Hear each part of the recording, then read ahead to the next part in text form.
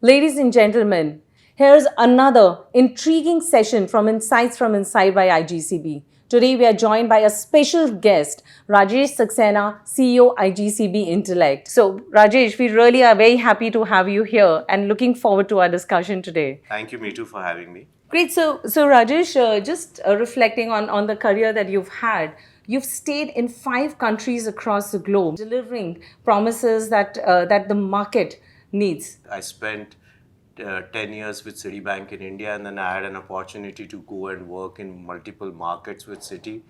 I had a career which started with operations, but then I moved on to do credit, and I have done product. And in my last couple of roles, I was running product and country P&Ls. So I have a reasonable understanding of the retail banking customer across multiple countries. After Citi, I joined American Express. I was running their India business, and post American Express, I've joined Intellect. I've been with Intellect now for over 12 years. So you've really seen consumer needs change and evolve over a period of time, right? So what is the customer today? So I think it's a very interesting question that you ask. And let me start with a small story. I don't live in India now. So recently I was in Bangalore with my wife, and we had gone to play a game of golf at a golf course, and I had to pay a caddy a tip. And unfortunately, I think I didn't have Indian rupees. So I was very stuck in terms of how to do this. And then I asked this guy, this caddy, will you accept Paytm? And he said, yes, I can accept Paytm. And that went off well. So I think it's not about UPI or Paytm, but it's the kind of prevalence that Paytm has now got. And that's what our customers have changed. Now let me bring it to a banking space. In a banking industry, a couple of years back, it would be okay for a customer to walk to a branch, or the bank would expect the customer to walk to the branch if he or she has to open an account. But now every customer expects to self onboard, digitally onboard, and not visit a branch. So this is a big change that we are seeing from a customer perspective. Another example would be what we are seeing is a growth in embedded finance. Our customer today is on, let's take an Indian context example. Customer is on Amazon.in, is buying a TV, and that at the checkout page, the customer gets an option to see that this TV can be purchased in various installments. And at that particular point of time, a couple of years back, the customer would have to log off the Amazon page, go and apply to a bank, get the loan, and come back. But today, the customer expects their bank to participate in their life journey and be available. The loan should be available at that page itself. So this customer expectations have changed dramatically over the last 10 years. So that's what we are seeing, and banks have to cater to these changes. Absolutely. And in fact, very interesting insight, because there's some of these, patterns is what we are noticing globally. And even through the developed nations, consumers are looking at lot more customer centricity when they are looking for any banking solutions as a part of their lifestyle needs, right? Just taking in from there, where do you see the banking going? The latest trends, what do you see upcoming? So if you want to really see a landscape of next 3 years from technology, and especially asking you this because there's a lot of intrigue and interest in our company on investing on R&D and making technology ready for people. So something on that. Sure. So I think in my role, I go and meet a lot of customers and prospects, and this is something that I've distilled based on my experience. What are the key trends?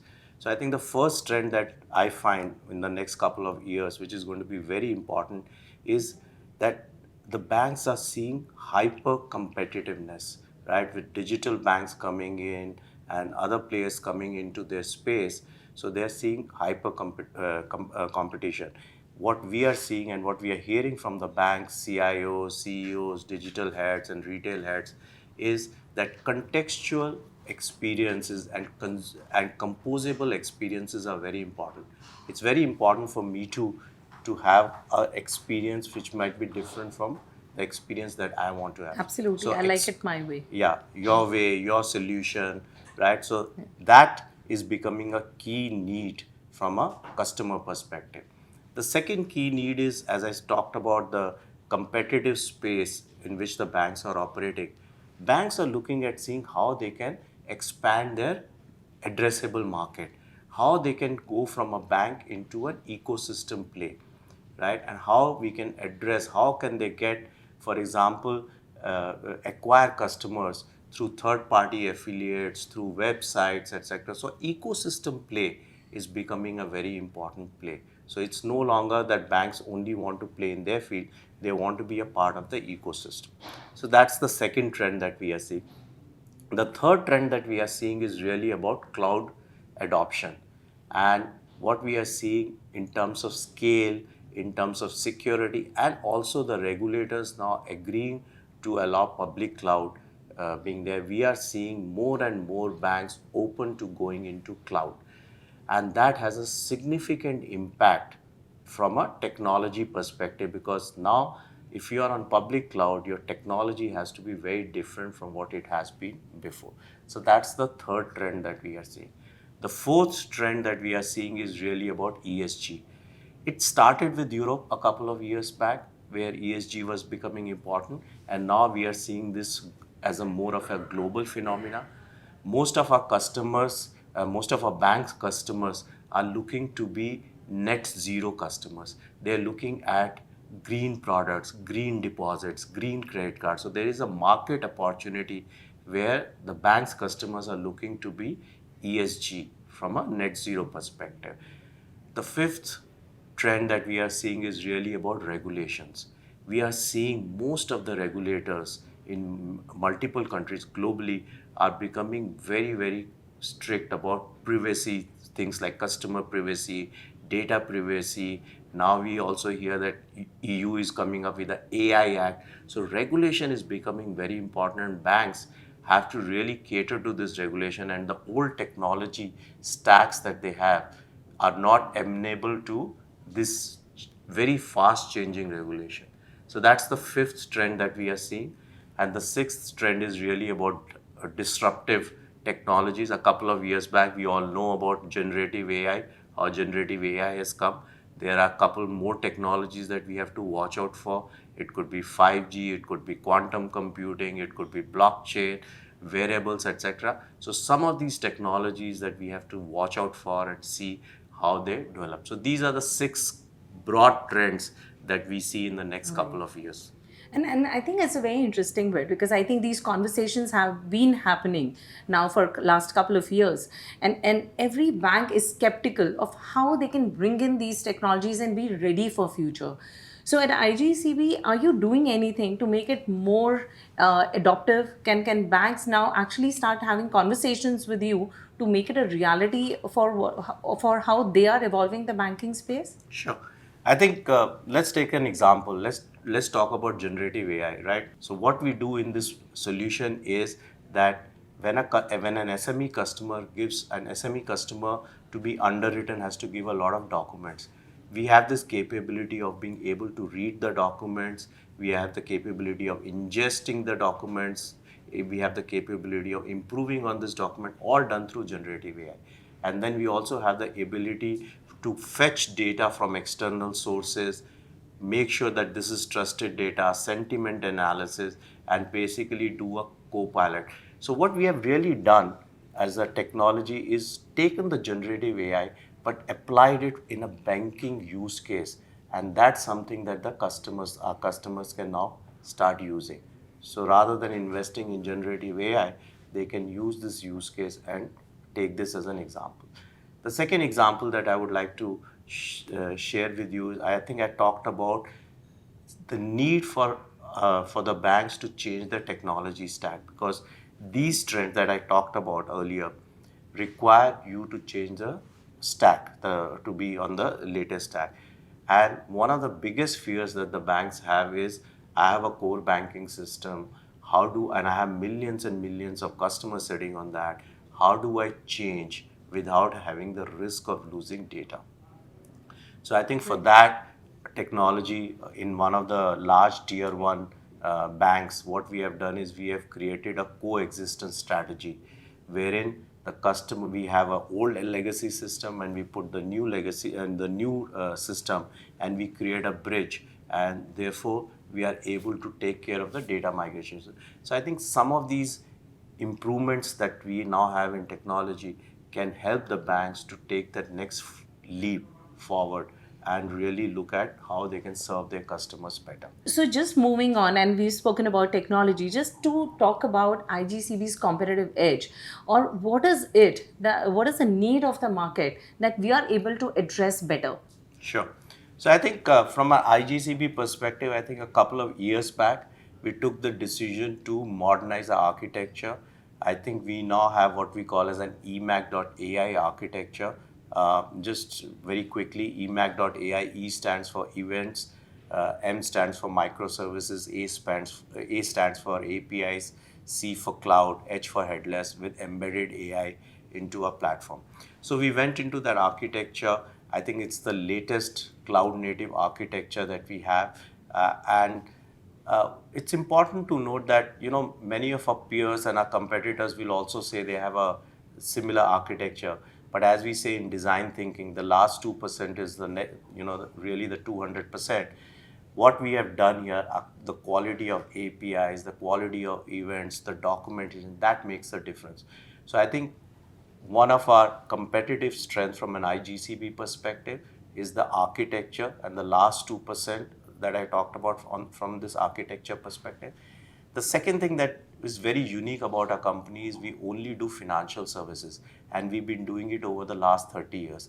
And this company has a good mix of technologists and people from domain like me, right? So the vertical domain that we bring along with the technology makes us unique. And the third DNA of our company is really about relationship, how we work with the customer. So we have multiple cases. Most of our customers are 30, 35 years old, and we have grown with our customers. So I think the combination of architecture, the last 2% on architecture, the domain that we bring, and the relationship DNA, that I believe makes us unique as compared to most of our competitors who may either have the architecture. So if you really look at some of our competitors, if you look at our new age competitors, so they bring the architecture, but they don't have the domain. Some of our legacy competitors bring the domain, they don't have the architecture. So I think that is what we are seeing in the market is resonating from a IGCP perspective. Absolutely. And I think, as you said about EMAC, right? I think even the comprehensiveness that EMAC offers in bringing a lot of services together is an added advantage for the market. Absolutely. And you brought out a very good point, Mithu. We have the breadth of all the functionality, right? Whether it's deposits, whether it's treasury, whether it's virtual account, we can all put it together. So I think that's a very unique thing that we also, not only do we bring the domain depth, we also bring the breadth of the product. Great.